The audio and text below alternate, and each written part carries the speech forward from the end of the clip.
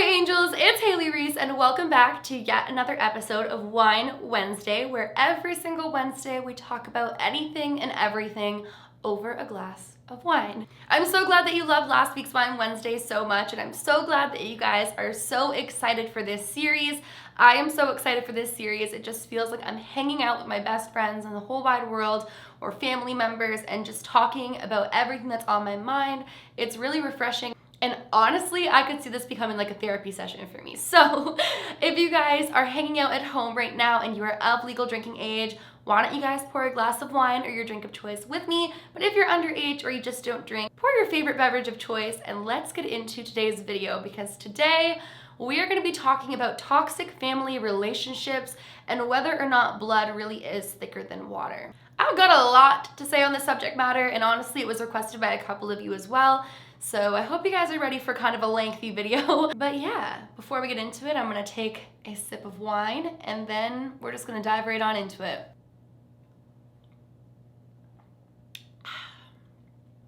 I love white wine. Fun fact about me, I don't mind red wine, especially if I'm at like a restaurant and there's red wine with dinner. But to drink red wine, I don't know if it's the acidity or what it is, but it normally ends in me vomiting, and no other alcohol does that to me, so I stick to white wine. All right, so I've been very fortunate ever since I was a little girl to have the most supportive parents and the most incredible grandparents and a really awesome little sister. I would consider both my mom and my dad very good friends of mine. While I do respect them as my parents, obviously, my mom has been my best friend since I was little, and my dad, especially now as an adult, is one of my best friends as well. My parents have always supported me. My mother in particular has given up everything for me and my dreams since I was little. And my grandparents on my mom's side were like another mom and dad to me. Now my dad's parents, my grandparents on my dad's side, are wonderful, and I love them so much. Actually, my grandma on my dad's side just passed away this past year. But my grandpa on my dad's side is still there and I love him to death. But because my parents split when I was 2, we moved into my grandparents' house, which you guys know as my haunted house. And so they really served as like secondary parents to me, especially when my mom was working a lot and my dad was working a lot. My grandma and grandpa were really like my parents. And actually my grandpa and I are in this pic. I'll show you guys him actually. I don't know, this picture is actually a picture of me and my grandpa because he's passed away. But I love him so much. So I've been very blessed to have such a supportive, immediate family. I've been very lucky to feel supported and validated and loved. However, on both my mom's side and my dad's side, I've definitely had family members that aren't supportive of me and don't wish success on me and made it very hard on me growing up, which is hard. And it kind of brings in this constant debate of whether or not blood really is thicker than water, whether or not we should hold on to these toxic family members and act civil around them and, spend time around them if they don't wish good on you, if they don't want good on you. And so today I kind of wanted to talk about toxic family relationships and at what point do you distance yourself from them?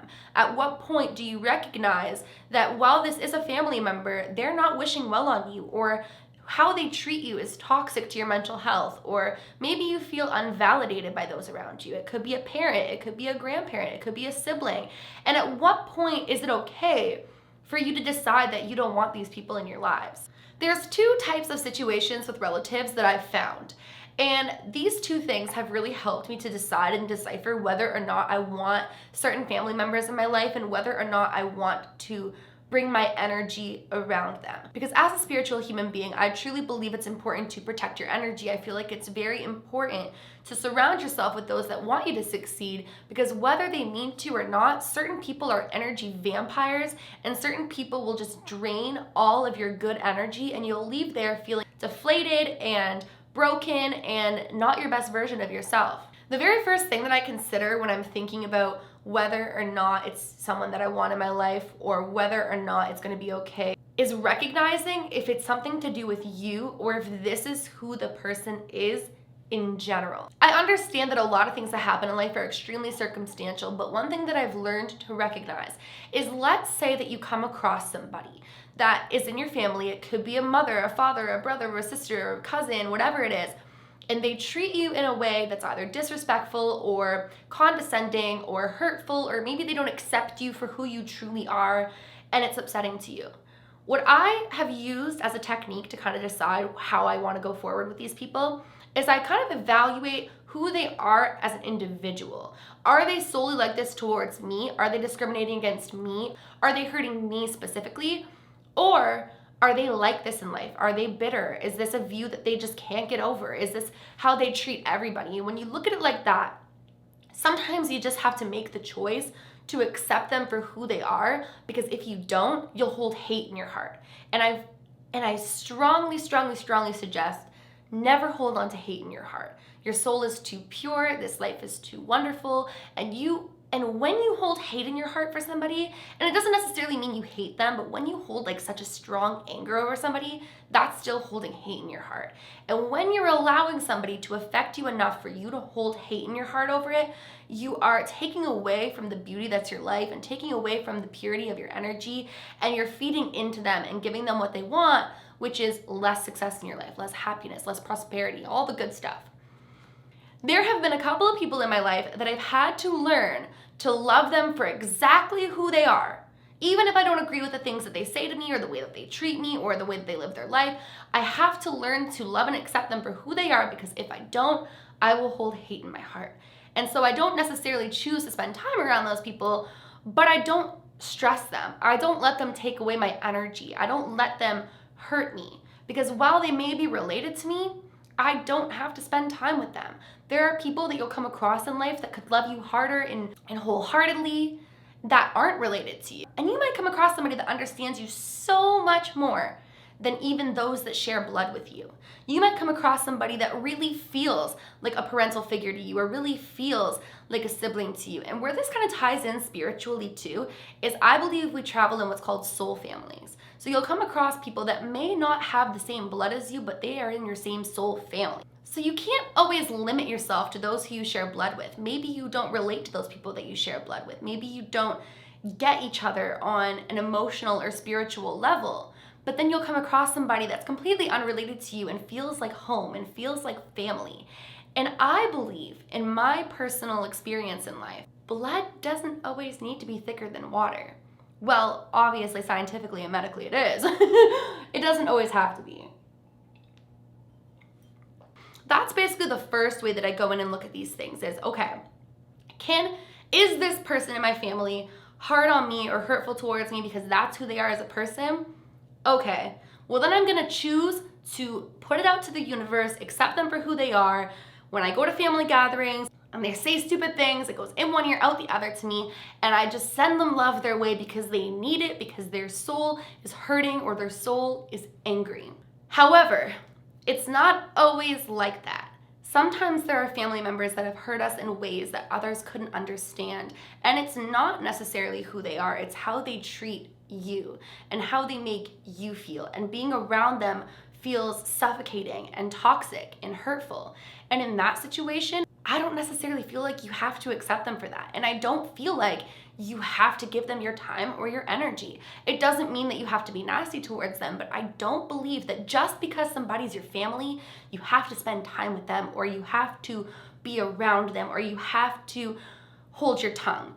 One thing that super bothers me, you guys, and maybe you'll agree or maybe you'll disagree, is when me, let's say now, as a 23-year-old woman, if I go into a family environment and one of my elders, maybe it's an elder aunt or an elder uncle, is disrespecting me or speaking condescendingly towards me or being hurtful towards me, I do not agree with the whole respect your elders and bite your tongue thing, because as an adult, if you are insulting my character, if you are hurting me, if you are disrespecting me, I feel as though there comes a time where it's appropriate for me to stand up to you, whether or not you're my family, whether or not you're my elder. As a human being, one adult to another, no matter the age difference, I feel like I am owed respect as well. I'll be real with you guys and spill a little tea. I have certain family members that will purposely, when they get together, talk about me and my mom and like my success in a very negative way. And actually our cousin Sarah, whenever she gets around them and they're doing this, if she walks up to a table that they're all at, they'll be like, shh, don't talk. And she will be like, okay, we're talking about Hailey, aren't we? And it's so silly because I have never been anything but respectful towards those family members, but for some reason, my success has triggered something in them to where they feel the need to talk negatively about me and all that I do and all that I am and the career that I'm into and all of that. I also had a falling out with one of my uncles on that side, and it got pretty real and pretty nasty. And what had happened was he was talking poorly about decisions that my mom had made in the past to others in the family. And I'm somebody that believes if somebody has changed or apologized or moved on or grown from something in the past, it is so disrespectful to time and time again throw it in their face or talk poorly about them, especially if you're family. But interestingly enough, his family, like his immediate family, had just been involved in a scandal. And so I took it upon myself to send a very well-worded message saying, basically to sum it up, you shouldn't throw rocks if your house is made of glass, and you're no better right now, so let's all just accept that we're all flawed human beings and we can move on from it.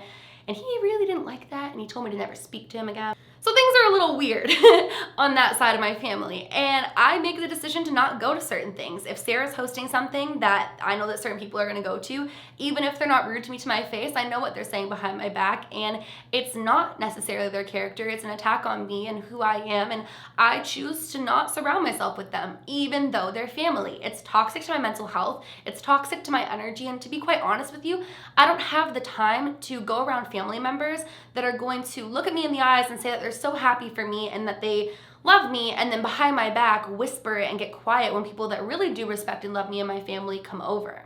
I think every single family has these types of situations, and I know the spectrum of the level of toxicness is very wide, and people in your family could truly harm you physically, mentally, emotionally, or they could just hurt you emotionally. But either way, this constant push of blood is thicker than water and family over everything and, you know, you share blood with them, whatever.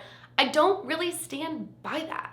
With that being said, I do believe your parents will always be your parents. And even if they've hurt you and even if they don't get you and even if bad things have happened, you have to thank them for what they did. Even if the only good they ever did for you was bringing you into this world, at least you're here now. And so you got to put it out to the universe that you accept them for who they are, for bringing you into this world.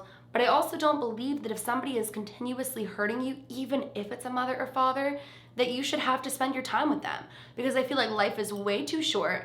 Go out there and find members in your soul family and spend your time and energy with them.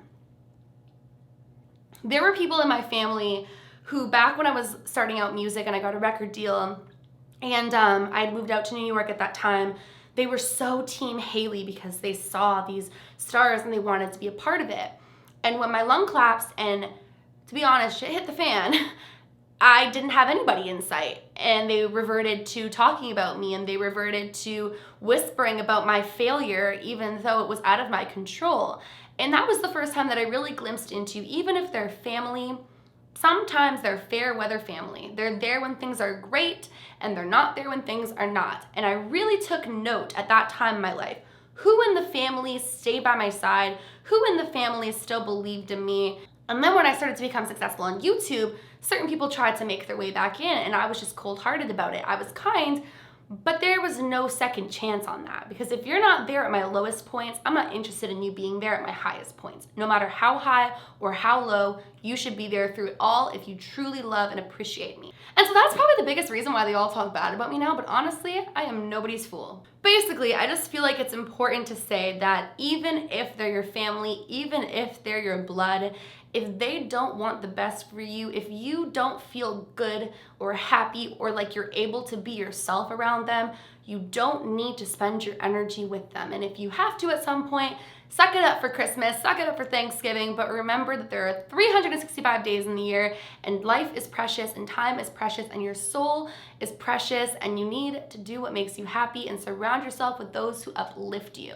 If you're somebody who doesn't feel accepted by your family, if you're somebody who doesn't feel as though you have a family, Family is not defined by blood, in my opinion. And you do not have to spend your time or energy around people that don't accept you for who you are, because your soul family is out there, and your soul family will feel like home the minute you meet somebody in it, and you will automatically feel validated, loved, and a sense of family. I don't believe that blood brings that. And I'm sorry to say, because I know there are people who believe that when you're family, no matter what, you gotta stick together. And while in certain aspects that is very, very, very true, it's not always the case for everybody. My mom and I, and my dad and I, we have great relationships, amazing relationships. My mother, I don't go more than 2 hours without talking to her every single day. But not everybody has that. Not everybody has that relationship. And so in my opinion, blood is not always thicker than water. And if people in your family don't bring you joy or happiness, and they suck all the energy and life out of you, you don't have to be around them. And you shouldn't feel guilty about that either. I don't know, I feel like I'm rambling now. One thing I like about Daily Hailey is that I don't pre-think of what I'm gonna say, and I kind of just let it come out like word vomit. But I really want to know what you guys think on this, and if you guys have ever had any situations with family members where you felt as though they really didn't want what's best for you, and you felt as though you had to distance. If you're comfortable, please let me know in the comments below your guys' families and how things have been for you, because for me, like I said, I've had a really great immediate family support. But with that being said, I've also had my fair share of family members that wish ill on me. And it sucks to say, but there are literally family members that I could list, and I could get into specific stories that will sit around and put out bad energy towards me and my success. And I made the choice as a 23-year-old adult to not show up to anything that they're there, because I don't want to give them my presence, and I don't want to give them my energy, because I feel like all it's going to do is put a black cloud over me, and I'm looking for sunshine. And that's the wine, sisters. I personally think it's so sad that there are people that just don't want good for you, even if they're related to you. But unfortunately, it's the reality, and there's really nothing that I can do about it, nor do I care. There are like under 10 family members that I really would ride or die for, and by that I mean, like, if they called me tomorrow and said I need $1 million, I'd be like, we need to heist. Let's go. Like, I have some family members that I would give my life for, but there are others that I wouldn't even give my energy to, because I know their intentions, and unfortunately, I don't choose to surround myself with that. So if you guys are going through anything in your lives right now where certain family members are draining your energy, or maybe you feel hurt, disrespected, disvalued, and maybe people treat you in a condescending manner, I want you to know that you shouldn't feel guilty for cutting those people out of your life. You shouldn't feel guilty for not wanting to conversate with them. You shouldn't feel guilty for wanting to protect your energy, because you have one life. And don't let sharing some blood with somebody keep you from living your best life. Like I said, you got a soul family out there. All you gotta do is find them. I'm about to take my last sip of wine, and then I'm gonna conclude this, because I feel like I would talk about this all night and rant and ramble, and nobody's got time for that. You see, I could have just took all that in one sip, but I'm trying to be classy. That's how you do it. Well, you guys, that's my little rant on toxic family relationships and cutting out toxic individuals, whether you share blood with them or not.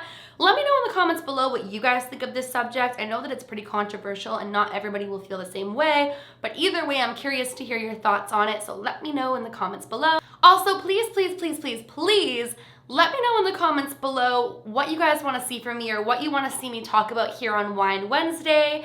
And yeah, that's basically it for today's video. If you guys are new to my channel, make sure you go ahead and click that subscribe button. This channel is going to be freaking fun, and so I hope that you guys are excited for this journey. And please give this video a big thumbs up if you did enjoy. And until next Wednesday, cheers, babies. I didn't even cry, baby, 'cause in time you'll see.